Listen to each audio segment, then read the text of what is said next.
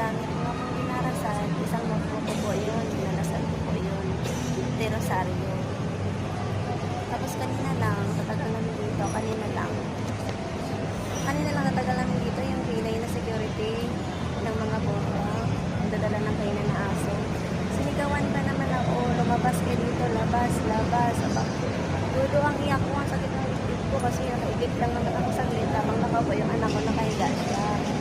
5 years old ako yan, pinanganak, aga siya.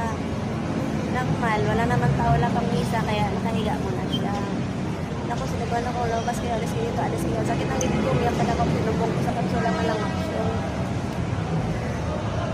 Alam mo kung bakit ako umiyak. Normal na, nakaikip lang ako, pinapalabas kami. Wala naman akong pinapatay dito sa loob ng simbahan ng Quiapo Church. Wala naman akong kasalanan.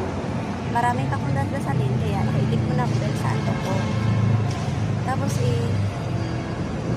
doon siya yung guard ng K9 na security doon siya. Yan, dyan siya sa kabila.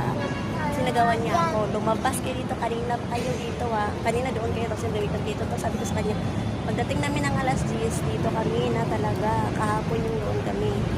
Saka isa pa, sakit ng dibdib ko kasi isang taon na ako dito. Nang gano'n ang ginagawa ko, may tip muna pag inaantok bago magdasal ulit kasi marami pa akong nadasalin. Gawa ng problema ko nga.